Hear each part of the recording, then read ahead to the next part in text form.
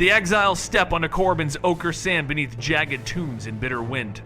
Their cloaks are travel-torn, eyes hard from defeat, yet the valley answers with a darker welcome, silent statues in watchful red twilight.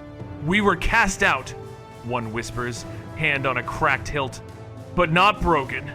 From the shadowed steps, Sith elders advance, faces marked by age and ash.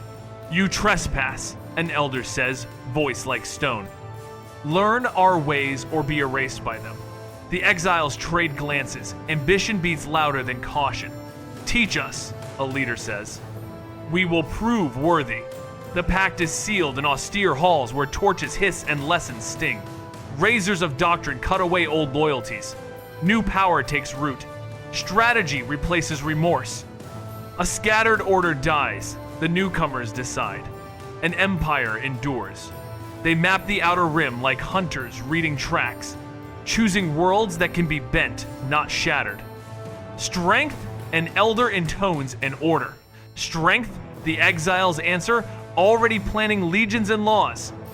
On Korriban, among silent kings, a harsher civilization is forged, hard-edged, disciplined, and unafraid to impose its will. From that furnace walks Tulak Hord, young, steady, and unblinking, as if the planet itself shaped him. In training pits, he moves before the masters finish their instructions, anticipating angles like a second sight. "Again," a tutor says. Tulak repeats the form, faster, cleaner. Again. The blade returns to rest. His breath never spikes. Peers grumble over bruises and setbacks. He studies his own precision the way a craftsman studies steel.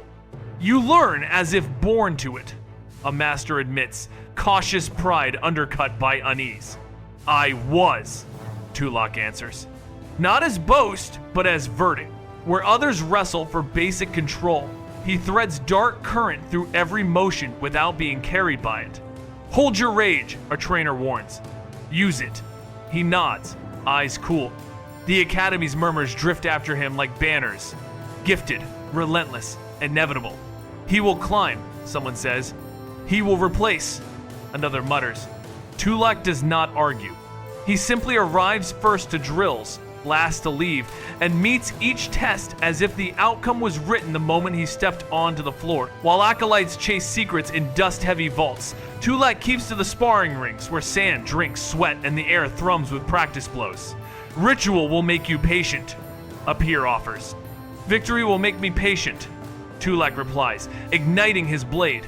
He drills until footwork is instinct, guard transition seamless, economy of motion absolute. "Form to cut time," he says, shearing unnecessary flourishes from every strike. Masters circle, trading clipped comments. No wasted steps, no visible tells. He studies old forms only to strip them leaner, binding purpose to speed. Again. Parry, pivot, quiet finish. Again.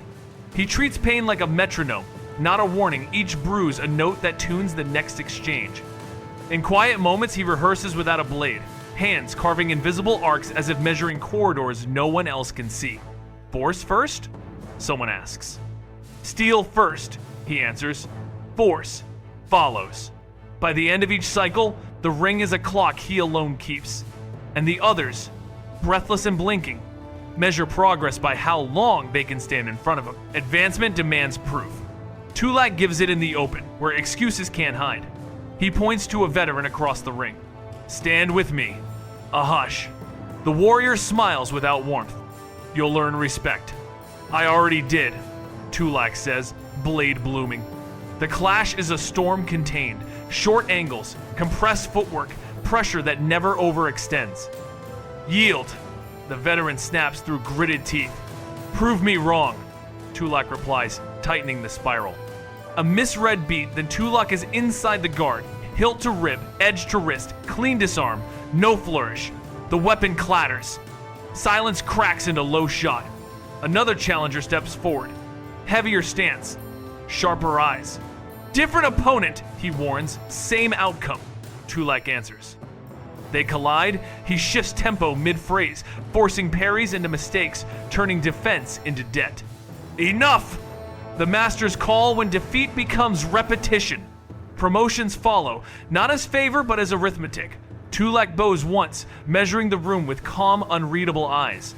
Behind him, whispers reconvene into a single conclusion. He does not climb by chance. He climbs because against him, even strength becomes a doorway he already knows how to close. The Academy's corridors learn his name before heralds ever speak it. Don't draw him, a bruised initiate cautions. He ends bouts before you start breathing. Doors open a fraction faster when he approaches. Conversations thin. Tulak notices and says nothing fear is obedience that runs without being pushed. He wins with a look. Someone exaggerates. He wins because you hesitate. He corrects, walking past. Rumors harden into pattern. Opponents blink. Timing slips. Duels conclude in spare movements that leave no argument. Face me, a proud rival demands. Face your doubt first, Tulak answers, then steps in and resolves both. Masters exchange lean nods. Soldiers linger near the training pit, studying the economy they'll later follow in battle. Respect is earned, an instructor says. Fear is collected, Tulak replies. And spent.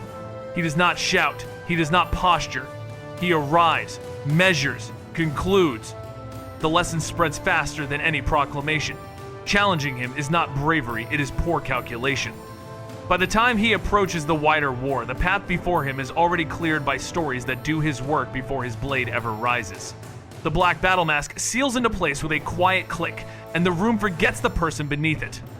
In motion, the visor gives nothing back, no eyes, no breath, only a polished void that refuses to answer fear with expression. Face me, a challenger says. The mask answers with silence and a step forward. In the ring, that silence becomes a tactic. Without a face, he offers no tells, no human hesitation, only angles and timing people cannot read. It's like fighting a sign, someone whispers at the edge of the crowd. Not a fighter. That is the point. The mask turns him into a fixed meaning that follows him from hall to battlefield. Opposition collapses, resolve thins before the first exchange. He does not taunt, does not boast. The blank surface is the statement, the lesson, and the warning that travels faster than declarations. In that emptiness, rivals project their own doubt, and doubt moves their guard a fraction too late. The symbol advances. The person remains undisclosed, unreachable, and therefore unshakable. Honorifics arrive like verdicts, not decorations. Lord of hate, they say, and the words fit the discipline that tightens his focus instead of loosening it. Master of the gathering darkness, they add, and watchers swear the air thickens around him when he steps into danger. He does not correct them. Names follow outcomes, he says, low, as if filing the moment with the rest of his record. When he enters a chamber, the talk drops. When he enters a fight, the light seems to lean away. The titles are not banners waved by others, they are descriptions hammered out by repeated proof, stamped on memory by clean conclusions. You wear them as armor, a peer mutters. I wear them as measure, he answers. Where some collect ceremonies, he collects results, and the names harden into shorthand for what those results mean. They do not exaggerate. They mark a threshold crossed, a mastery others feel before they understand it, and a standard that refuses to move back. Followers choose clarity. Soldiers know outcomes, and his are consistent. We want a leader who finishes what he starts, a captain says, setting his gauntlets on the table. Then stand where victories are made, comes the calm reply. He does not recruit with promises. He arrives with a record that does the speaking. Formations align because speed and certainty win lives as well as battles. Respect is earned, someone notes. Respect is maintained, he returns, by not wasting it. The chain of command tightens under visible competence, clear signals, clean execution, no indulgence in spectacle that delays success. Stories filter through barracks faster than written orders, quick resolutions, precise decisions, a blade that ends confusion. People who value strength read the pattern and draw near. Serve where results are, they tell one another, and ranks swell without banners. He accepts their oaths without flourish. Follow, he says, and hold your line. They do, not because of speeches, but because marching behind certainty is simpler than gambling against it. Challenges continue, but they shorten. I'll be the one to strike first, says a rival who has studied tapes and timing. Begin, he answers. And the interval between the word and the outcome is the whole lesson. Exchanges compressed to the smallest necessary motions. No warning, no pause, long enough to read, just a correction that places his edge where the opponent did not expect pressure. Observers count heartbeats. The count stops early. "He didn't touch him," someone murmurs, meaning the challenger never found contact. Reports repeat the pattern. Opponents launch plans, discover they're already late, and the finish arrives before the second adjustment. The reputation writes itself in the space where failed strikes should have landed. How do you fight someone you can't make contact with? A trainer asks, an empty mat. There is no answer in the room, only the echo of a bout resolved with spare economy. Legends do not need embroidery. They need witnesses who leave saying the same thing. No hit landed before it was over. Power does not surge, it channels. Where others burn hot and lose shape, he draws the current through narrow control, letting it inform rather than overwhelm. "Listen," a master once said, but he had already learned to listen in motion, to feel where pressure wants to go and guide it there without strain. Insight arrives as timing, as economy, as the certainty to move first, because the moment will not improve by waiting. Tools break, he says quietly when asked about reliance. Conduits endure. The distinction matters. He is not throwing borrowed force. He is shaping a stream that answers him, deepening the longer he remains composed.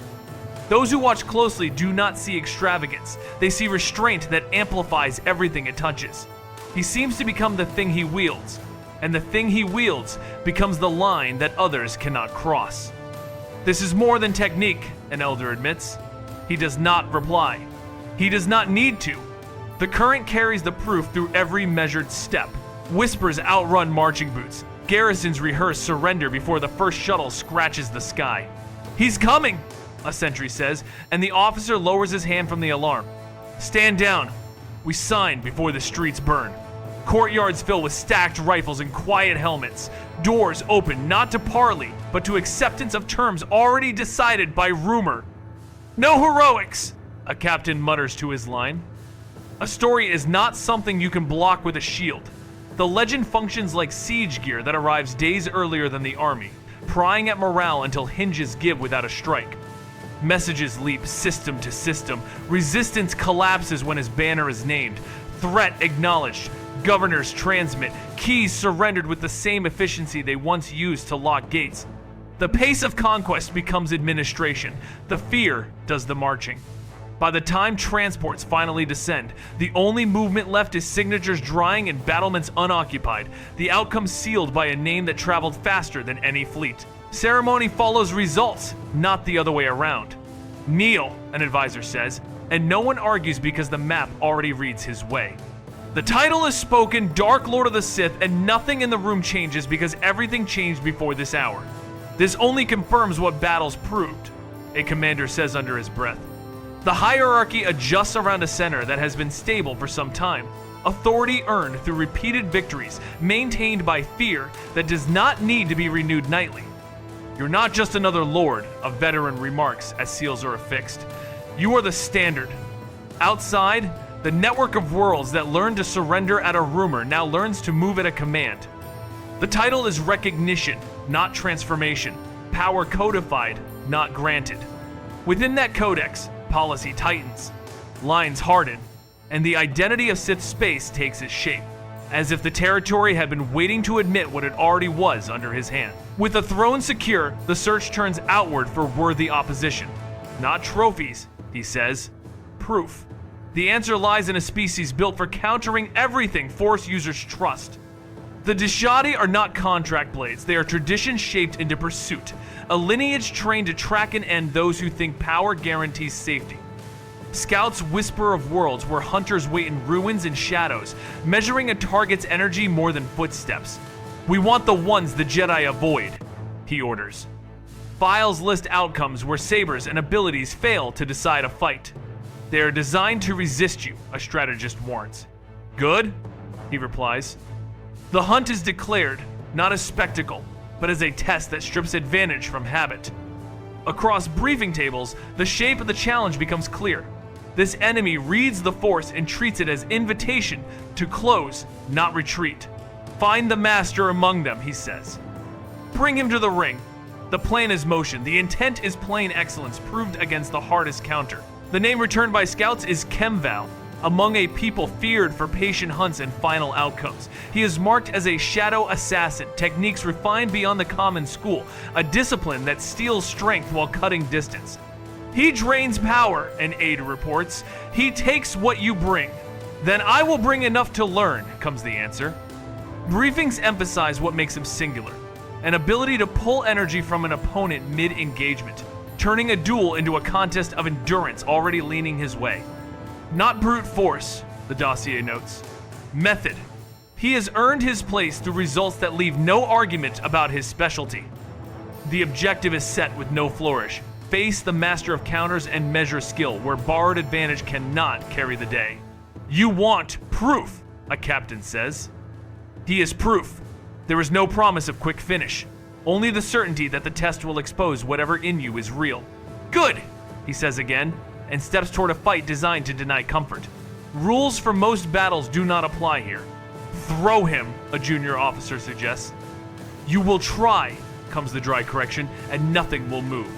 The Dashide's natural resistance turns telekinesis into wasted effort and lightning into light without effect. Angles that end other duels become openings that do not open. Then blades, he decides, and the exchange becomes a clean study in precision versus design. Where a forceful surge would normally break rhythm, he must change tempo by craft alone. He does not slow, a watcher notes as strikes reframe instead of stall. Adapt, he says, tightening footwork, shaving motion to essentials, learning what the species intends for him to miss. The usual advantages are off the board, so timing and measure take their place. The longer the contest runs, the clearer the lesson.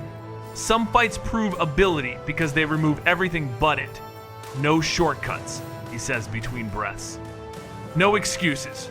The bout holds, not breaking, a stalemate that respects both sides while showing exactly what remains when the familiar is denied. Blades talk first. Tulak walks into the circle with controlled steps, saber angled to cut time, not air. Across from him, Chem Val sets low, reading current, a hunter trained to make force habits fail. Begin! The word barely leaves a mouth before motion swallows it. Precision meets design. Feints that usually open guards slide off. Counters born in Jedi hunts meet footwork paired to essentials. Telekinesis finds no purchase. Lightning promises nothing. Rhythm changes every pass, short lines, abrupt pivots, pressure that refuses spectacle. Again, Tulak breathes, adapting to resistance that treats power like weather, not weapon. Chem answers with the discipline his lineage refined for generations, closing distance without hurry, turning advantage into a question that must be solved with blade alone. Each exchange is instruction. Each correction trims indulgence. What remains is the clean weight of mastery on both sides. A fight that tests everything without wasting anything, and a shape that stories will later name without exaggeration. A duel worth remembering because nothing easy was allowed inside it. The bout does not break, it refines. Tulak shaves motions thinner, letting timing answer where force cannot. Chem alters entries by inches, draining surges as he closes, denying momentum the chance to become finish. Learn, one says without speaking. Adapt, the other replies by doing. Exchanges turn into lessons that neither can skip. Every pass teaches Tulak what resistance truly means when it is built into the opponent. Every pass shows Chem that this blade refuses to lean only on power. The ring becomes a measuring device, not a stage. Attempts that would end lesser fights resolve into adjustments. Openings shrink as quickly as they appear. Time stretches, not from delay, but from calibration. When the movement slows, it is choice, not fatigue. The answer is clear without announcement. There is no decisive line to cross today. The stalemate stands on respect, not exhaustion proof that limits have been found and honored, and that both have the discipline to stop when victory would mean pretending otherwise. Breathing even, blades dim, neither retreats as silence settles. Chem Val speaks first, voice level, free of bluff. You are not like the others. Tulak answers with the same economy he used in the fight. You adjusted. The Deshade studies what the duel revealed, skill that matched natural counters, control that chose learning over display. The conclusion is simple. and it surprises onlookers only because decisions like this are rare. I will serve. Chem says, not from fear, not from calculation, but from recognition that mastery met him and did not break. The offer requires no speech beyond the act. The acceptance requires no ceremony beyond a nod. What begins here is not surrender, it is alignment born from evidence. A bond replaces rivalry, grounded in results, not promises. Those who watched a victory expect a claim. They witness a partnership instead, set by a test that gave both men what they needed most proof of each other. When they leave the circle, the terms are understood. Follow strength that learns. Respect a hunter who refuses to be moved by anything less. Purpose clarifies. Where Tulak's blade defines pressure and finish, Chem brings answers to problems that will not yield to power alone. You cut, the Deshade says without flattery. I close. The fusion is practical. Lightsaber mastery paired with methods designed to nullify force reliance, stealth folded into command, counter stitched to offense so that opponents lose more than footing, they lose the habits that kept them alive. The result does not need dramatics. It needs tasks. Infiltration, where telekinesis would fail. Approach patterns that ignore distraction. Reads of energy that tell when to break or bait. Tulak accepts the compliment without pretense. We proceed, he says.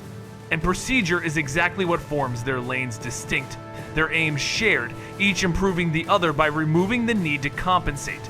It is an alliance of edges, not a merger of styles. Saber and shadow, conduction and drain, a partnership that keeps both men inside their best work while denying enemies the ground where they usually stand. Campaign maps inherit the lesson. Chem's shadowcraft becomes asset, not ornament routes that slip past senses, timings that make patrols miss each other by seconds, reads of force saturation that flag traps before they spring. His draining techniques answer threats that standard doctrine can't touch. His resistance turns enemy projections into wasted effort. Use him where habits live, Tulak instructs, and operations adjust. Strike teams move with confidence where abilities are expected to decide fights. Assassinations remove linchpins who believed they were insulated by power. On YN and Chabosh, scale provides fuel and proof. As Tulak carves through lines, Chem never lacks energy to draw from fallen fields. His presence keeps momentum from stalling when countermeasures would normally blunt an advance. Reports mark the pattern without decoration. Overwhelming force paired with targeted denial, victories that break bodies and expectations together. The partnership is no longer a surprise. It is a method. Repeated until resistance learns too late why this combination leaves so little room to answer. Rebellions ignite on YN and Chabosh, and Tulak answers by gathering a host that doesn't need speeches. Stand to my banner, he says once, and the corridors fill with warriors who came for outcomes, not credits. No conscripts. A captain notes as ranks lock into place. Believers. Chem Val steps to Tulak's right without ceremony. The partnership is already proven and needs no introduction. Intelligence arrives. Both worlds have sought Republic aid and Jedi oversight. They ask for help, someone mutters over the map. Then they will see what help costs. The plan is simple. Move first. Strike hard. Leave no question. YN first, Tulak decides, reading the report that calls it the more complex problem. Break the example. Engines warm. Orders carried clean and short. There is no promise of glory, only instruction. Hold the line, finish the task. The army departs as a single decision, convinced by a leader whose record writes its own orders. Two systems expect to test Sith will. Instead, they are about to learn what Tulak's will looks like in motion. YN does not wait with empty hands. When the fleet drops, Jedi have already cinched a tight ring around the Imperial fortress, coordinating strikes and shielding insurgents with practiced rhythm. They're patient, an officer says, watching the pattern on the display. They think patience will wear us down. Tulak studies the fortress readout resources. Critical positions irreplaceable. We don't give them time to be patient, he replies. Walls that mattered yesterday now exist only as targets to be freed. Weeks of siege have hardened confidence on the other side of the field. They expect commanders we can outlast, a knight says within the blockade, unaware of who approaches. Hold the lines. Keep the pressure. The decision inside the Sith flagship is already made. Crash the pattern, Tear the timing. Relieve the stronghold before explanations can start. Orders pass. Direct assault. Focus breach. No theatrics. We break the ring, Tulak says, saber at rest. The fortress garrisons keep discipline as comms crackle with a single rule prepared to open once the pressure lifts. The strike arrives like a verdict. Tulak drives straight at the hinge of the siege, ignoring decoys and feints, cutting where coordination lives. Adjust now! A Jedi shouts, but timing collapses as blades and orders fail to meet. He doesn't spend minutes on maneuvers he doesn't need. He spends seconds in places that matter. The dark current around him scrambles, signals, and shreds the rhythm that kept the blockade tight. Fall back! Hold! Calls overlap. Intentions collide, and the ring loses shape. Tulak's blade work forces offense into survival. Attacks become parries. Parries become errors. He's passed! Someone gasps as another section breaks. The lesson is brief and final. The plan assumed a different opponent. He turns that assumption into a liability, moving through what was meant to be a patient victory and treating it as a door already unlocked. The siege line buckles faster than anyone expects, and the only remaining order on the Jedi channels is the one no one wants to give retreat. Inside the fortress, defenders blink at the sudden quiet. Is it a feint? A lieutenant asks, but the answer is the sound of gates cycling and air clear of bombardment. Relief moves faster than explanation. Medics sprint, ammunition flows, positions rearm as the map redraws from siege to control. Outside the walls, the field that felt inevitable hours ago is a scatter of ruined formations and extinguished threats. It's over, a commander says into the comm, still catching up to what he's seeing.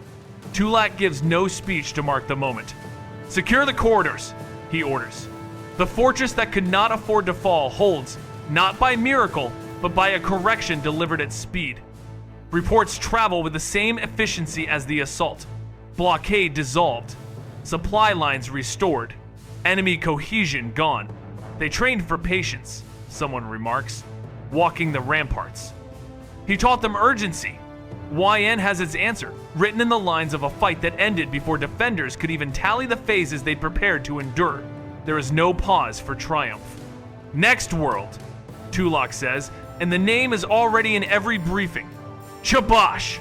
Watching YN and choosing resistance anyway. The momentum from the first victory is not noise, it is a tool, and he uses it. They've seen what happens, an aide notes. They still commit. Then we commit faster, Tulak answers. The army reorients without slack. Chem's presence folds into the plan, the way a necessary component slots into a machine.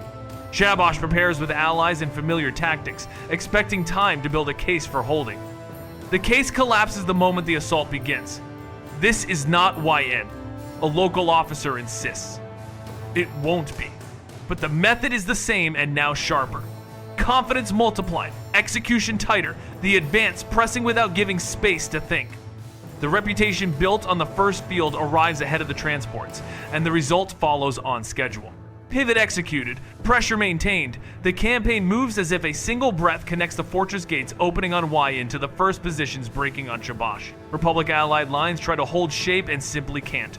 Orders come fast, anchor left, brace right. But coordination dissolves as Tulak moves straight through the hinge points, where plans live. Formations that trusted conventional tactics watch them fail in seconds. Nothing stops him. A field officer breathes, and the description proves accurate as entire units break under one leader's advance.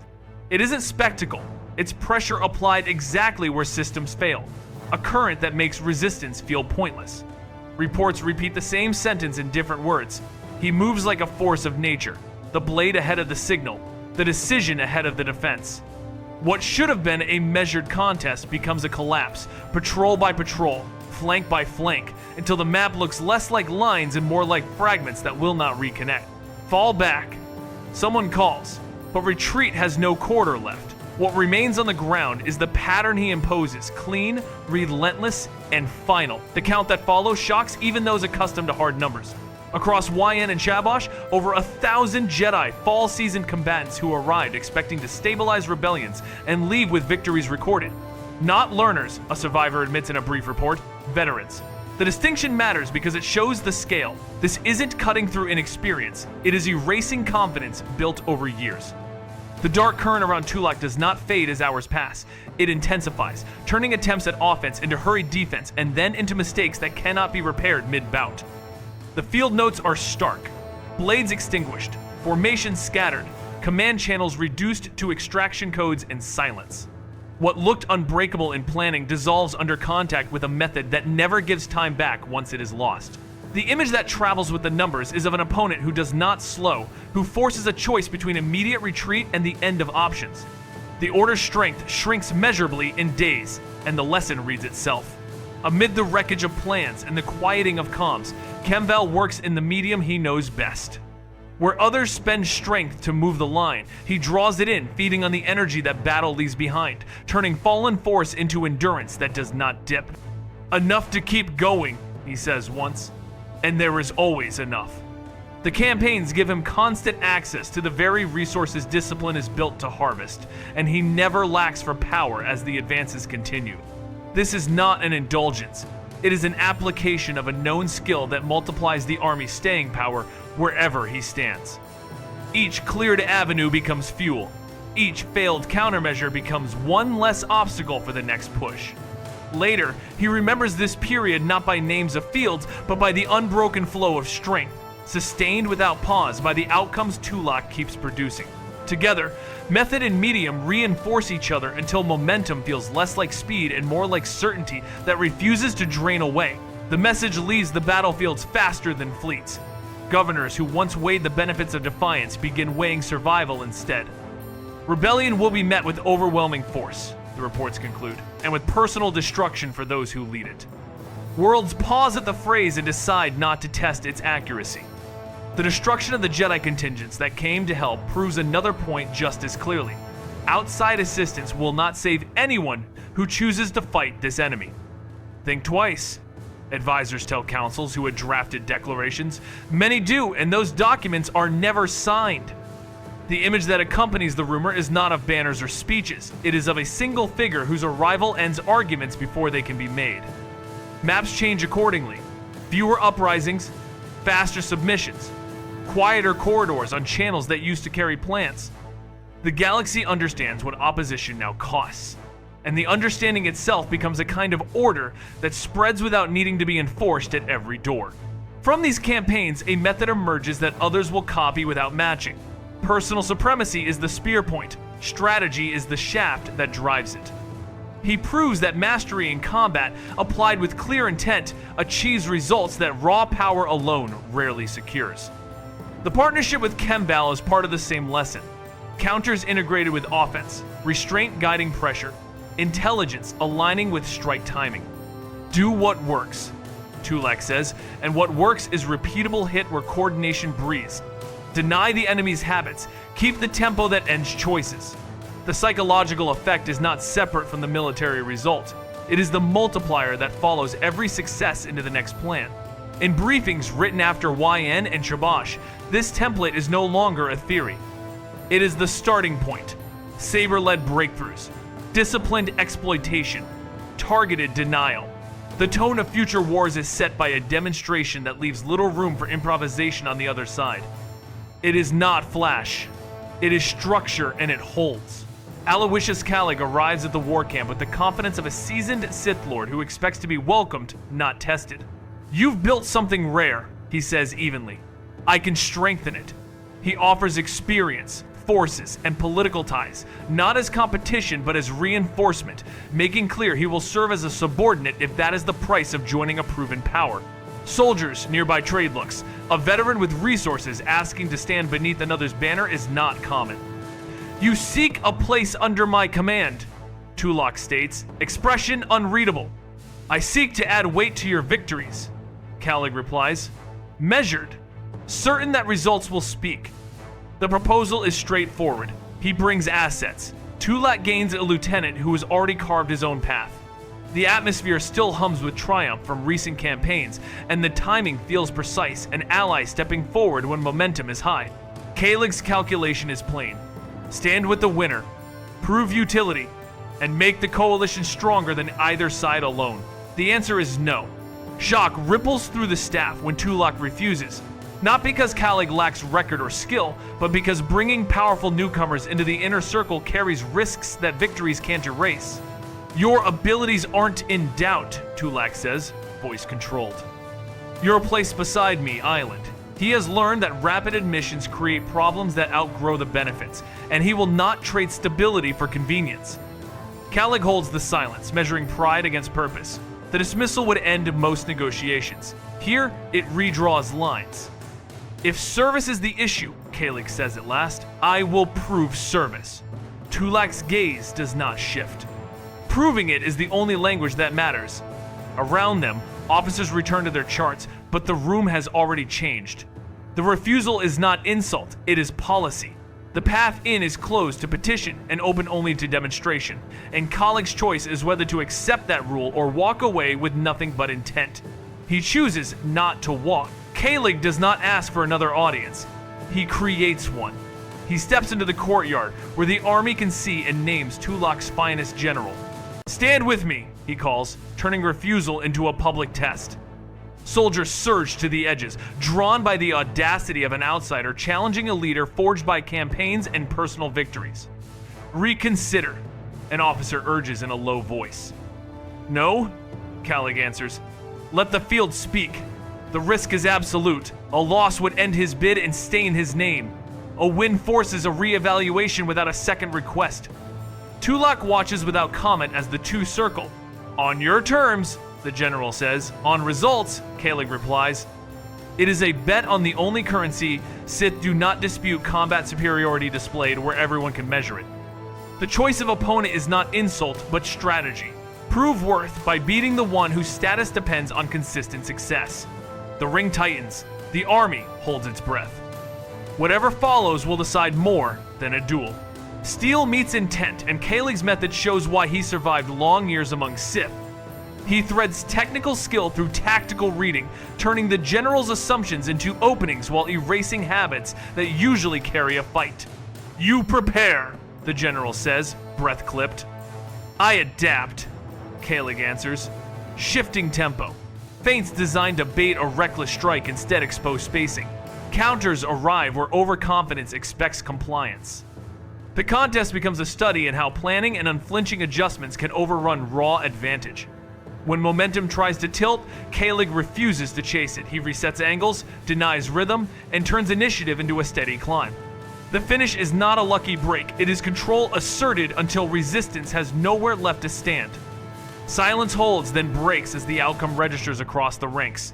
The favored commander has been outthought and outfought in full view.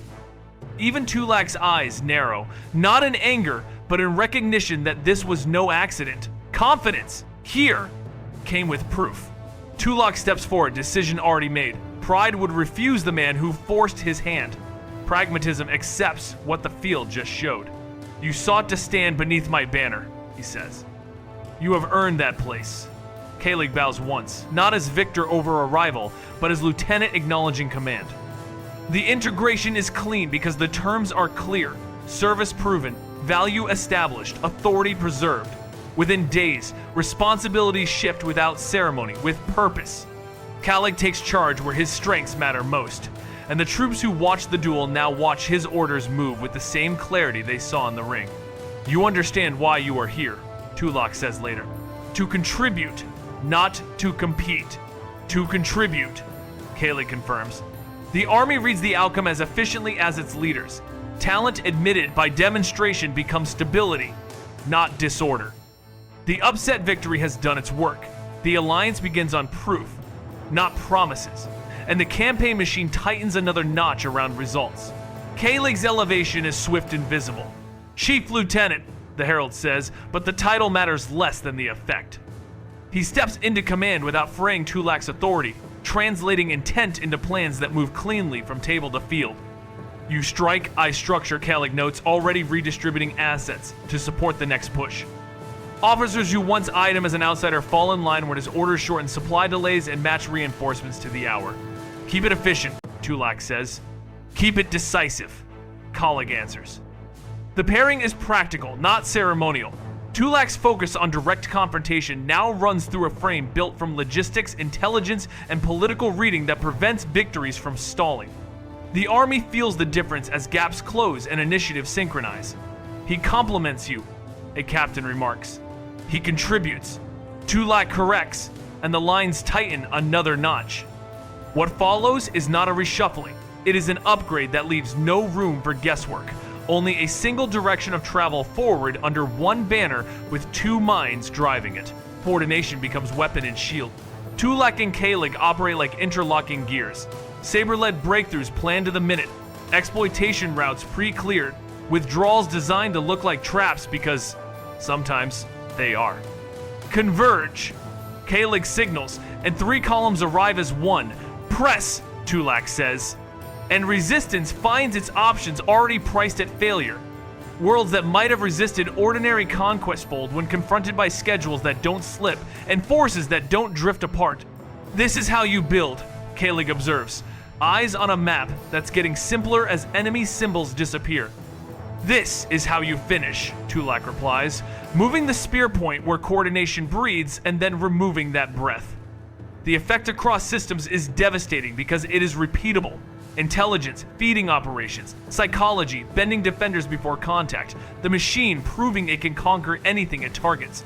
Every success makes the next simpler, not because opponents are weaker, but because the method refuses waste. The result is not noise. It is structure that advances like a verdict. Battlefields become classrooms for the darkest lesson. While others settle for familiar powers, Tulak refines techniques that draw vitality as the blade does its work, turning every clean strike into fuel. Application, not display, he says. And the practice looks as mundane as a stance change until an opponent falters sooner than the math allows.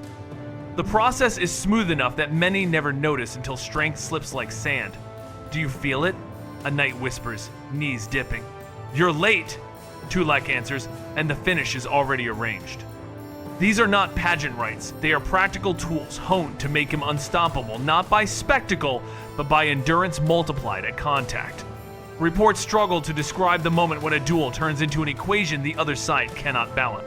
He feeds as he fights, someone writes, and the phrase follows him from system to system because it explains outcomes that tactics alone cannot.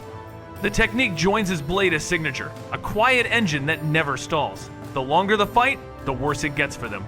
Where ordinary warriors slow, Tulak gathers pace, drawing on fallen strength until fatigue is something that happens only to the other side. Extend him, a commander advises, planning for attrition. It backfires when extension becomes advantage. Exchanges that should tire him instead refine him. Each opponent becomes a step toward sharper footing. Reset. An enemy master calls, Tulak does, but his reset lands higher, not level. The pattern repeats. They lose breath. He gains it. He becomes the thing every campaign dreads, an exhaustion-proof predator whose peak arrives in the middle, not the start. Counterplans built to delay now function like invitations to lose later.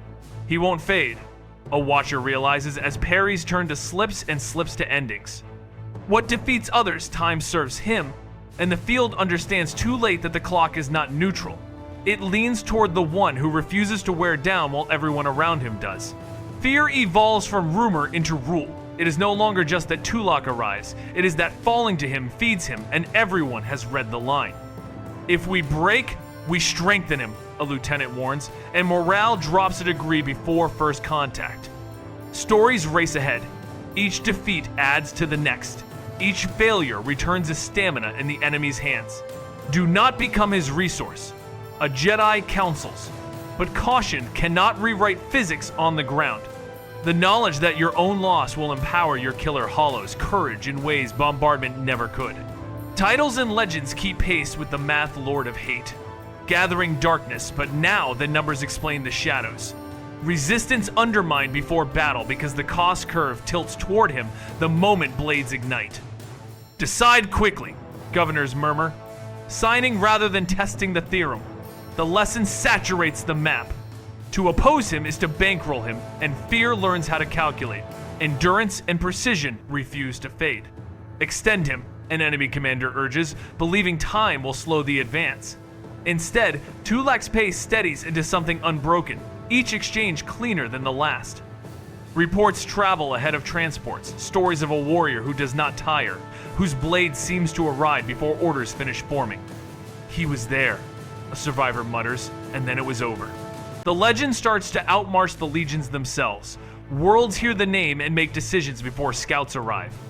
On skirmish lines, courage thins when veterans recall accounts of duels resolved in seconds, of formations unraveling under steady pressure that never dips.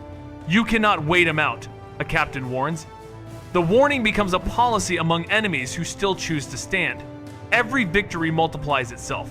One field adds fear to the next. One duel writes the preface to the next surrender.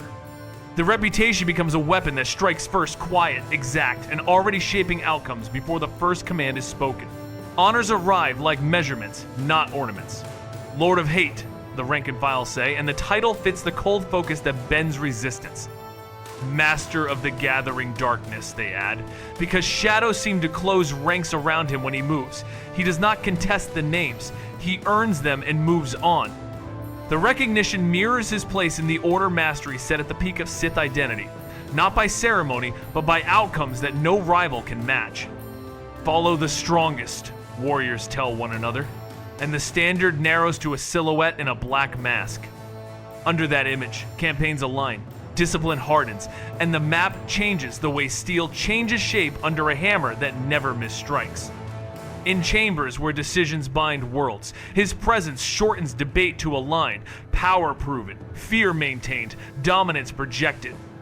The aura is not theater, it is the register of results, echoing titles that describe what the field has already learned to expect whenever the visor turns their way. The verdict from later masters fixes the legend in place.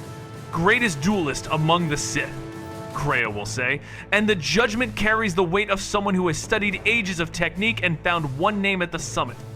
The claim does not rest on myth alone, it reflects the record opponents who never land a blow, encounters resolved by economy so pure that retellings sound exaggerated until the pattern repeats again and again. He cuts the decision point. An old account reads, and the fight ends.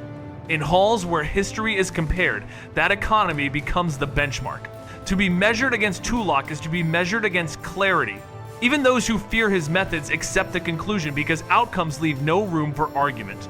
The blade, the timing, the restraint, all of it fuses into an example that later practitioners cite when they talk about the difference between power displayed and power applied at exactly the instant that matters. His era stands like a vanished plateau, knowledge at full height, where technique, enhancement, and innovation interlock. What he practiced routinely becomes material that later ages only read about. Life-drawing methods folded into blade work without waste, endurance engineered through art rather than chance, tactics that treat fear as logistics. They lost something. Scholars admit centuries on methods scattered by wars, archives broken, apprentices taught from fragments. Practitioners who come after still wield strength, but they work with incomplete maps. Where Tulak's lines were whole, theirs are traced across gaps. The result turns his name into both legend and syllabus. Proof that the dark side, when mastered as system not spectacle, can produce results others cannot reproduce once the system is forgotten. The more time passes, the more the comparison sharpens modern prowess. Impressive, yet measured against a standard set when the library was still intact and the blade was only one page of a much larger book. Success breeds a quieter danger. Khalig's victories under Tulak's banner gather gravity until officers start routing questions through the lieutenant by reflex. Confirm with Khalig. Someone says in a corridor where, once, every answer pointed upward. The shift is subtle, and then it isn't. Field reports carrying his signature, councils pausing to ask his view first, soldiers speaking of two centers when there should be one. Tulak notes the pattern with a stillness that reads as calm but feels like warning. Authority erodes not by defeat, but by convenience. He is indispensable, an aide offers, intending praise. He is essential, Tulak corrects, and the words land differently. What began as reinforcement now balances like parity. Admiration becomes reliance, and reliance becomes an option few would have voiced before. The problem is not scandal, it is math. If forced to choose in crisis, who would they follow? The question hangs over every map until answering it becomes policy. Officers begin to route decisions through Khalig by reflex. Confirm with him, a courier says, bypassing a desk once reserved for Tulak's direct sign-off. Field reports arrive stamped with Khalig's command codes. Tactical questions detour to his staff before climbing the chain. What looked like efficiency becomes gravity. The army leans toward its successful general in ways that feel less like delegation and more like dependence. If crisis forces a choice, and aid ventures, some will look to him first. Tulak reads the pattern without raising his voice. Gratitude has limits. Service becomes ambition when results accumulate. The instinct that kept him alive in darker halls warns that the same drive which pushed Khalig into the circle could one day push him through it. Every victory tightens the dilemma. Remove a valuable asset and lose capability, or keep him and risk a rival who might not need permission to be followed. The unease does not fade with success, it grows beside it, a shadow measured in redirected messages and the quiet habit of asking Khalig before anyone else. The answer arrives as policy, not anger. Tulak studies the ledger of risk and chooses preemptive elimination. Act while initiative is his, before a confrontation gives the lieutenant advantages he has earned. Wait, and you concede the field, he decides. The method will not be a duel that grants Khalig a platform, it will be silence that leaves no room to rally friends or expose weaknesses. Assassination fits the requirement. No stage, no witnesses, no variables, but planning and execution. The plotting runs like any other operation. Timing, cover, means because competence made Khalig dangerous, and competence must remove him without pointing back at the hand that moved. The strike must look like external enemies, not a split inside the command. It is the same logic Tulak applies to battles. Deny the opponent's preferred fight. Arrive where his strength cannot be brought to bear. End the matter before its shape becomes public. The decision closes the door with the same finality his blade has shown on 100 fronts. The execution is clean. Threats approach under the cover of routine movements. Alarms stay quiet because nothing looks unusual until it is too late. Khalig receives no warning. One moment he is scheduling campaigns. The next his life ends without understanding that the leader he served arranged the hour. There is no speech to market and no time to defend. The speed denies every remedy. No signal to loyalists, no counterstroke, no chance to name the hand behind the blade. Reports chalk the death to hostile activity beyond the lines, exactly as designed. The shock ripples outward in practical waves. His family reads the message faster than the staff does. Service offers no shield. They disappear with whatever they can carry, shedding names, properties, and ties that might betray them. Survival becomes erasure, and erasure preserves a bloodline that will not be visible again for generations. The immediate objective is achieved, a threat removed, deniability intact, but the silence it leaves behind begins to speak in different rooms. Patrol returns to its single point. With Khalig gone, no subordinate holds the mix of influence and skill that once bent corridors around a lieutenant. The hierarchy resets with Tulak at the apex, but the cost is immediate, even if some effects remain hidden. He has removed his most capable commander and shown the rest that loyalty cannot guarantee safety. Caution replaces ease in every salute. The broader machine loses Khalig's strategic reach at a moment when expansion still demands it, and replacements will take time to grow into gaps that victories use to bridge. The precedent alters how service is imagined. Fewer risks volunteered, more calculations made in private. And somewhere beyond the frontier maps, a hidden family keeps moving, an unspent variable carried into a future Tulak cannot plan. The Empire looks stable, the ledger says otherwise, listing slower campaigns, uneasy trust, and a seed of revenge that will not sprout in his lifetime. What was solved as necessity returns as possibility, deferred rather than erased. With the political board cleared, he turns inward. War and rule have consumed years. Now dominance purchases time for deeper work. He shifts from external conquest to internal exploration, trading the speed of campaigns for the patience of study. Sith sorcery becomes the primary field rituals and techniques preserved in older texts, abilities that exceed simple combat enhancement. The work is methodical. Read, test, verify, then write, turning discovery into tomes that capture both practice and principle.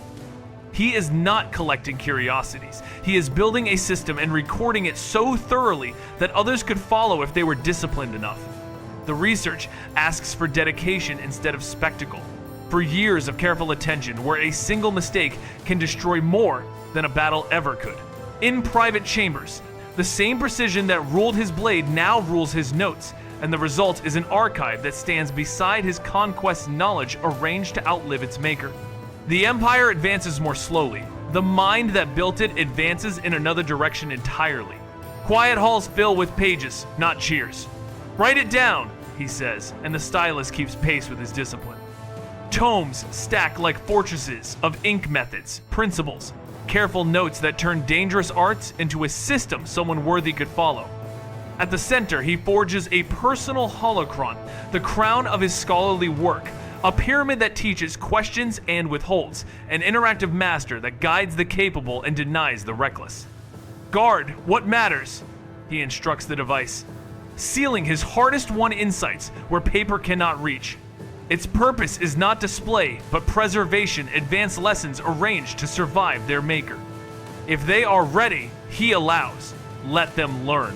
The holocron becomes a second blade he can leave behind, carrying breakthroughs that other lords would spend lifetimes chasing. Knowledge joins conquest as legacy. Victory on the page mirrors victory in the field, both secured by patience and exactness rather than noise. What endures is not a boast, but a blueprint technique distilled, recorded, and locked until the right hands open it. Rumor moves where proof is hidden. What did he solve? Apprentices ask, and answers divide into two guarded paths. Some whisper of bodies sustained past ordinary limits. Strength maintained by deliberate force control until death itself finds no purchase. Others speak of a different survival, the mind held intact beyond the body, awareness preserved to act again when circumstances allow. He confirms nothing, demonstrating neither feat in public. Secrecy is procedure, not theater. Knowledge is safest when curiosity must work to reach it, he notes, choosing caution over display. Observers record only what they can, years of concentrated research and a mind that refuses to spend discovery on applause. The effect is the same either way. If endurance can be engineered, or if consciousness can continue, then the usual ledger of loss no longer applies. The conclusion spreads without certainty, because certainty was never the point. The possibility is enough to change how enemies calculate and how students dream. His study turns mortality from a wall into a question, and he keeps the answer folded away. He refuses one vault for all things. "Scatter it," he orders, and maps fill with places no map should mark, remote tombs, sealed chambers, paths that bruise resolve long before they reveal a door. Caches become the test and the lesson. Reach them only if endurance equals ambition. Open them only if discipline matches desire. "Make effort the first gate," he says, so that the unready turn back without touching a page. Dangerous writings rest where storms, deserts, and mechanisms judge intent, preserving teachings for those who can prove the right to read. Each site holds only what it should. None can be lost without the others surviving. The arrangement shows the same precision as his blade work, redundancy against ruin, difficulty against misuse, distance against theft. Later whispers give these places their own life repositories that feel like trials, libraries that refuse to be merely found. By making access the first lesson, he turns knowledge into a path, not a prize, and ensures that those who reach it will already have learned something crucial about power, how to go far without breaking. Time converts precaution into legend. He left pieces, seekers tell one another, and careers recalibrate around the hunt. Generations treat his scattered teachings as quests. Fragments to track, trials to endure, proofs to present at doors that do not open for the impatient. Each recovered leaf confirms the pattern method hidden in hardship, instruction concealed in the work of reaching it. Not locked away, a student realizes, blood still drying on scraped knuckles. Locked behind effort.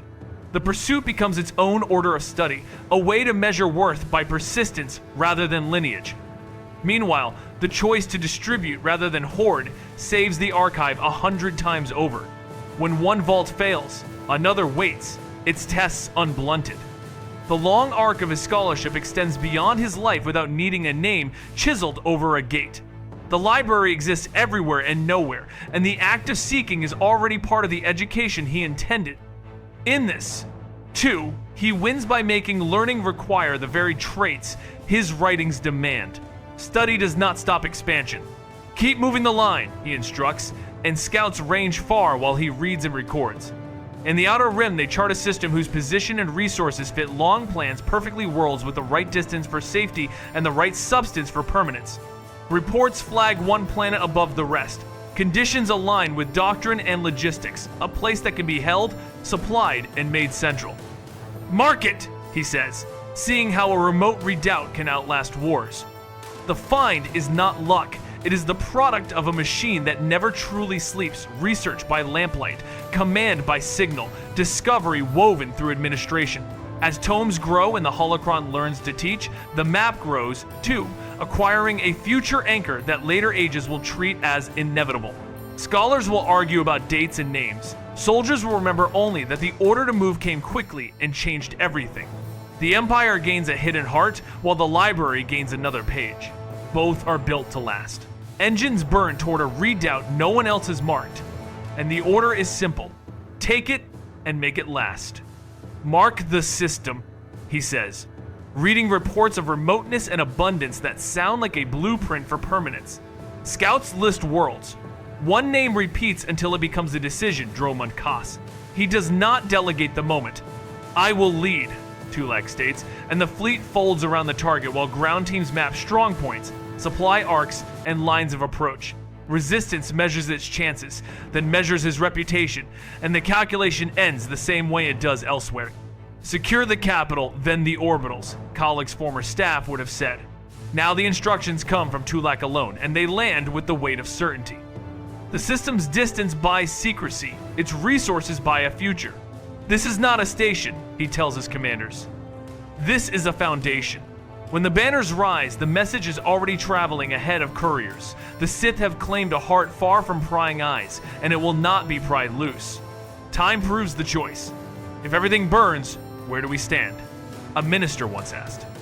The answer arrives centuries later when the great hyperspace war slams through known strongholds and forces survivors into the dark between stars. Old bastions fall, old routes close, old names become warnings. Yet one coordinate, captured in an earlier age, remains viable. Fall back to the Drummond system. Commanders signal across broken networks, and scattered remnants converge toward a haven built for exactly this contingency. The world Tulak sees because it was remote and rich now becomes what the Empire needs. Staging ground, redoubt, and promise that the line will not end here. Hold and rebuild, leaders tell exhausted crews as docks take in damage and send out plans. The logic he recognized ahead of everyone else, distance as shield, resources as spine, carries his people through a crisis he never saw. In halls resurfacing with new order, the verdict is quiet but final. The past provided for the future. The ledger of conquests grows until it reads like a map key. Over 100 worlds, each taken on schedule and held with frameworks that outlive the campaign. We take, then we hold, Tulak says. And garrisons, governors, and supply webs lock into place behind the spear point. It is not raid and run, it is structure. Administrative codes follow close behind ignition keys, turning victories into permanent additions that feed the next operation. No drift, he reminds his staff. Cities must know who rules them tomorrow. Reports that once celebrated numbers begin praising method each world brought under authority, integrated, and kept there without needing his presence to police it. The pattern convinces skeptics that these are not lucky strikes. They are lessons in how to turn momentum into governance. Durable control. Ascribe notes. Watching local forces absorbed rather than merely broken. The figure 100 plus is less shocking than the consistency that produces it. The Empire advances like a tide that builds harbors as it rises, leaving nothing to chance once the banners move on. Fear works logistics he doesn't have to fund. His name arrives first, and with it comes a menu with only 2 items. Submission offers survival, administrators explain to councils who had drafted speeches.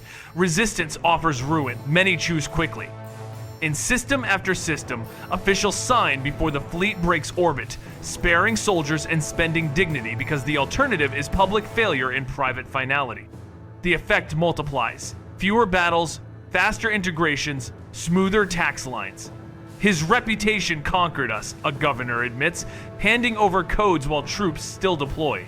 Where fighting does occur, it is measured and brief, followed by the same paperwork as everywhere else. Garrison placements, reporting hierarchies, obligations that make rebellion less tempting tomorrow than it sounded yesterday. The legend functions as a quiet weapon, settling questions before they harden into crises, and the administration echoes its tone. Binary choices. Enforced outcomes. No middle ground. It is efficient because it is understood, and it is understood because stories of what happens otherwise travel faster than transports ever could. Power secured and borders set, he turns to succession with the same precision he applied to sieges. One heir, Tulak decides, rejecting contests that breed factions. The search ends at a name already proven for discipline. Orton also spoken as Ortan draws his attention by learning without scheming. You will take everything I choose to pass, Tulak tells him, and the bargain is clear. Total instruction in exchange for absolute focus. Training becomes a direct conduit rather than a maze. Techniques and insights normally hoarded behind trials are placed in his hands and tested under supervision. No shortcuts, the master says, even as he provides the only shortcut that matters: time with the source. Officers note the shift as responsibilities appear in the apprentice's docket, not as stolen authority but as structured preparation. Sole apprentice, the record reads, and the phrase is both policy and promise. In choosing one to carry the sum of his work, Tulak intends to keep the Empire from splintering the moment he steps away from its center. Training becomes total immersion. Again, Tulak says, but the command is broader than a drill. He presses Ortan through blade forms until footwork is silent and timing exact, then pivots into force control where restraint builds pressure instead of wasting it. Between sessions, maps replace mats. Tulak sketches, supply arcs and feints that function like arguments, teaching when to commit and when to let an opponent talk themselves into a trap. Know why victory happens, he insists, opening briefings on governors and factions as if they were opponents with stances and tells. Ortan learns to read power as terrain, where to step lightly, where to plant flags.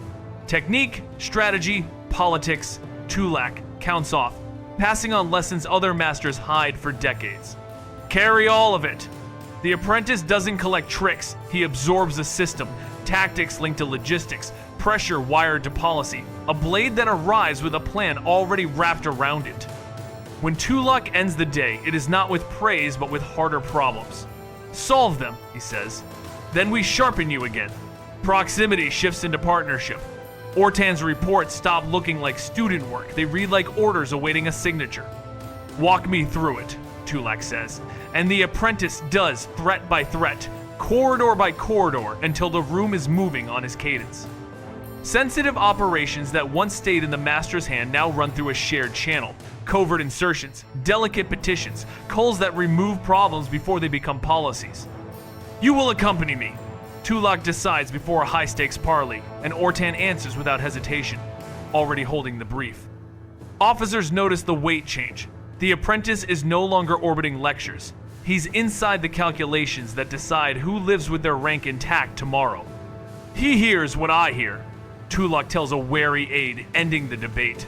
The effect is acceleration rather than drift responsibilities, delegated with surgical intent, growth under direct supervision, a junior partner trusted to act in the master's stead when timing demands two hands on different levers at once.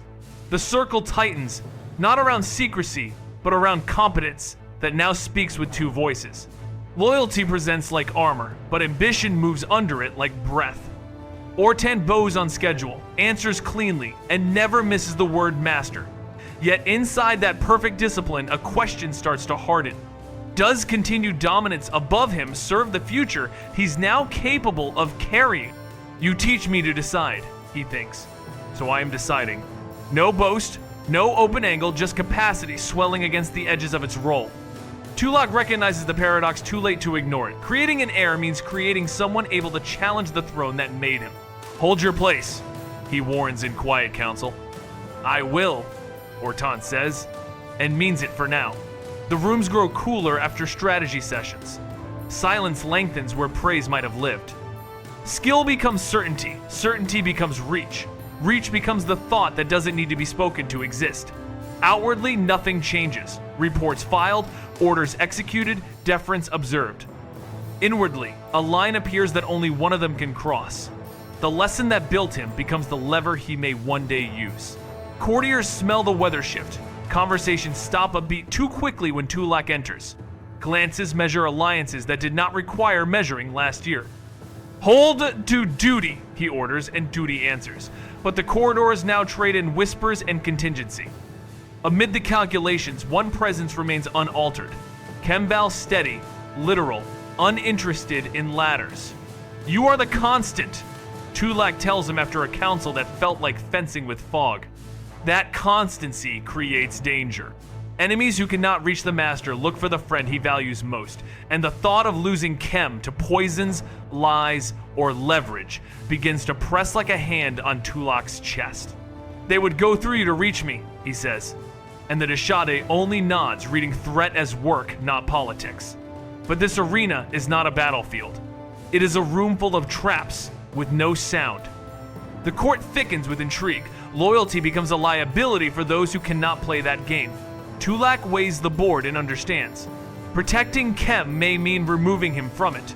The solution is cruel only to appearances. Sleep, then serve again, Tulak decides, choosing preservation over exposure. Arrangements proceed without banners. A chamber prepared on Korriban. Safeguards layered until tradition itself becomes a shield. "Here," he says in the dim light, palms on cold machinery. "No court can touch you." The Dashade accepts without complaint. Trust has always been their language. Stasis seals not as punishment, but as promise. Life held intact against a future less crowded with knives. The choice reflects more than sentiment. It is strategy that closes an avenue of attack and protects the one ally who never played politics. Engineers step back. The capsule hums. Quiet returns to a world that never stays quiet. Tulak stands alone longer than protocol allows, listening to the room settle around the decision. Then he turns away, returning to halls that will not carry his friend's footfalls for a long time. The court will search for leverage and find one less piece to move. In the dark under Korriban's stone, Chem waits, unhurt, undisgraced, unafraid. The chamber is built like a promise to the future redundant seals, life support designed to hum long after empires change flags, and a site chosen on Korriban where sanctity and superstition will keep hands away. Tulak walks the perimeter once more, checks the matrices meant to sustain Chem without decay, and chooses a vault that history itself will guard. "Here," he says, palms against the casing, "you will outlast the arguments." The engineers step back. The architecture whispers permanence. He does not aim for decades. He engineers for ages, locking his ally inside technology meant to function indefinitely.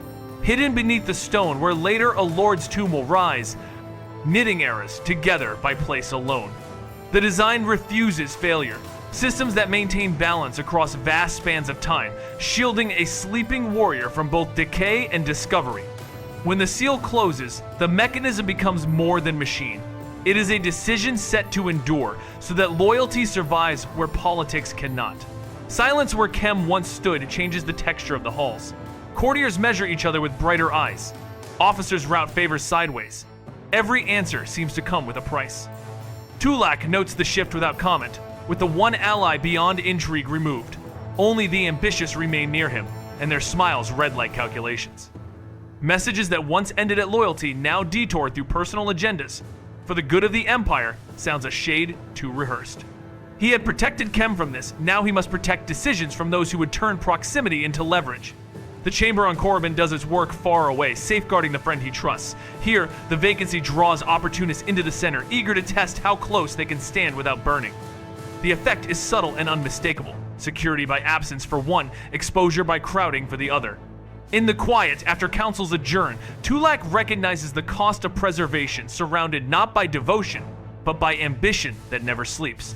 Orton watches for the hour he has been trained to see. He inventories habits, marks fatigue hidden beneath inexhaustible discipline, and selects a corridor where distance cannot help a master whose reach usually decides fights. Close quarters will compress Tulak's advantage. Surprise will buy seconds that no opponent ever receives. Everything he was taught, patience, timing, strike when least expected, returns to its source sharpened into intent. He does not posture, he arranges. The plan accounts for responses, for recovery, for any window in which the Dark Lord might turn and undo the student who dares. There will be no window. He steps when the line in his mind goes taut, when the angle narrows, when the silence between guards is longest. The moment breaks like glass. Orton's blade enters the back he has studied in countless salutes, the thrust as unceremonious as a signed order.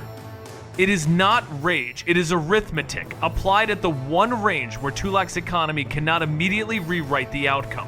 Steel speaks first, coordination answers next. As Tulak staggers, turning to bring mastery to bear even wounded, a shadow already moves in Vashik Urk, Dashade, positioned for this exact second. The plan was never a single cut, it was a sequence. Orton's strike denies stance, Vashik denies recovery. The room seems to narrow further as the ally steps through it, not to duel, but to finish.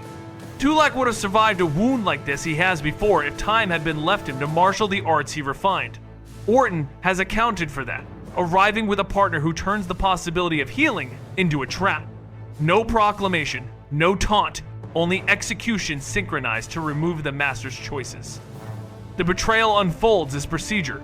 Stab to break posture, Deshade to close the door, together preventing the counterstroke that would kill any lesser conspirator. In the hush between heartbeats, Tulak faces a fight designed to leave him no room to be Tulak. Then the current reverses. Vashik does what Tulak once did to others, draws life as if it were a resource to be harvested while the body is still deciding whether to stand. Strength that should gather slips away, breath that should steady thins. Techniques taught to grow power from victory now unmake the one who taught them. The method turned against its maker with terrible precision. The room tightens to a point where endurance cannot purchase a second chance, because endurance is the very thing being drained. There is no lightning to answer, no invisible grip to break. There is only a hand on the tide, pulling it out through the wound Orton opened. The clarity of it strikes as hard as the pain.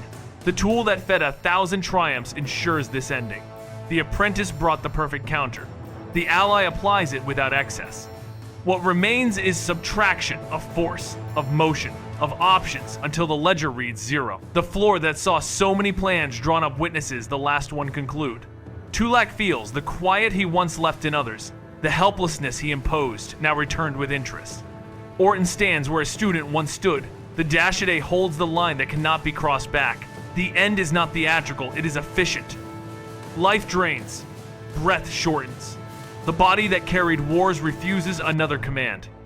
The betrayal is complete, not because the blow lands, but because the lessons he gave enabled it to land and ensured there would be no recovery.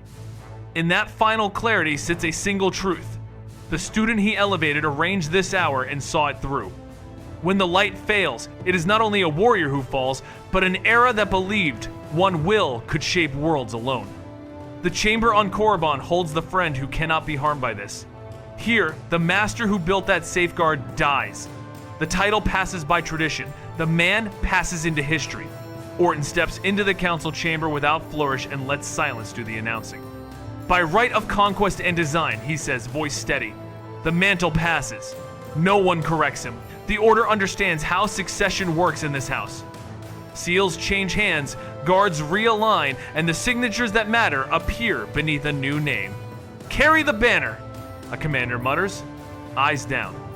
Orton nods once, accepting the title that follows automatically. Dark Lord of the Sith. Outside, corridors absorb the news with practiced efficiency. Duties continue, but history turns a page. There is no ceremony beyond compliance. There is only the recognition that a master has fallen and a successor has claimed what tradition and results allow. We move forward. Orton orders and the machine obeys. Because the machine was built to obey whoever holds the center. What it cannot rewrite is the shadow left behind the shape of a reign ended by the lesson it taught. The mask, the victories, the fear, all remain, now attached to a different voice, giving the same sharp instructions to the same attentive halls. Among those who survived the coup, a different decision forms. We will not leave him to vanish. Korriban answers that promise with stone and custom. In the Valley of the Dark Lords, architects and adepts plan a resting place worthy of the reputation they served. Monumental, a builder says, unrolling designs where function and symbol fit together like armor plates. Not a shrine, a captain replies, a statement. Crews carve corridors that tell a career in angles and weight, chambers aligned to a life measured by discipline and result. He belongs among the masters. An elder intones, and the earth opens to receive a tomb scaled to the legend it must carry. The work is deliberate, dangerous, and exacting, as if the stone itself demands proof of worth before yielding. When the final lintel settles, the valley holds one more name that will not fade from its walls. Honor him with permanence, the survivors agree, stepping back from a structure intended to defy time, rumor, and every storm that history is preparing to send. What do we place within, someone asks, and the answer is everything that defined him. Scribes wrap tomes in protective bindings. Stewards catalog artifacts that traveled with him from field to chamber. The black mask rests in its alcove, a face that frightened worlds even while reflecting none. At the core, technicians lower a personal holocron teacher in threshold, ready to guide the worthy and deny the reckless. Knowledge should be guarded by effort, an overseer says, activating trials that turn entry into examination. Mechanisms that test patience. Puzzles that require insight. Defenses that respond to will and precision rather than brute force. Let them prove they understand before they touch a page, a guardian adds, ceiling panels that hide more panels. The tomb becomes both archive and gauntlet, arranging his legacy so that seekers must survive its principles to reach its contents. When the doors close, they do so with the certainty of a final lesson. Strength opens the way, but only discipline keeps the floor from dropping out beneath your feet. Time throws wars and bombardments at Korriban. The monument refuses to yield. Republic strikes scorch the valley after the Great Hyperspace War, erasing records and shattering lesser vaults, yet this structure stands where others fail. It holds. A stunned officer records, smoke drifting past broken horizons. The endurance becomes part of the story, proof that design and devotion can outlast fury. Long after fleets depart, the rumor remains. Inside those walls lie writings no academy owns, a holocron that teaches answers no library can lend, and a mask that watched 100 victories. Enter if you dare, the legend whispers. And if you can. Scholars argue in distant halls. Adventurers test their luck and vanish. The tomb's reputation expands until it circles the galaxy on the same routes that once carried fear of the living man. Each century adds retellings, but the core never changes. The door is still there, the challenges still bite, and the name they guard grows heavier with every failed attempt to take it lightly. When the Jedi Civil War reaches its harsh cadence, one seeker answers the valley's dare. Revan steps into corridors designed to separate resolve from bravado, and meets each device on its own terms. Read the room, a companion whispers. The room reads them back. Traps reset to new timings. Guardians test mind and motion together. Puzzles refuse. Guesses and reward clarity. Where others found endings, Revan finds passages, arriving at last before the prizes that drew so many rumors into one place. The mask waits with its silence. Other artifacts sit beside carefully sealed knowledge, and the worthy claim them. Take what you've earned, the halls seem to concede, and the exit opens for those strong enough to carry both the weight and the lesson. Word of success flickers outward, confirming what the stories promised. The trials were real, the rewards were real, and the standard they enforced remained as uncompromising as the master who set it. After departure, the systems hum again, resetting for the next attempt. Sealing crews return, restore the final locks, and the valley grows quiet around a story that now belongs to history as much as stone. The tomb resumes its watch, fixing Tulak's image at a distance where myth thrives. Conqueror whose campaigns reshaped maps, scholar whose pages outlived empires. Terror whose reputation still narrows options in far-off councils. He is gone, a keeper admits, but he remains. That is the paradox the monument preserves. Knowledge and fear continue working long after footsteps fade, holocron lessons whispered into new ears, cautionary tales told in rooms where choices are weighed against what happens if the wrong banner appears. The door stays shut by design, open by challenge, and the figure it protects steps from record into legend, not by exaggeration, but by endurance. In that continuity, the empire he favored and the enemies he taught to calculate both find their bearings. guided by a name that still decides outcomes without ever speaking again.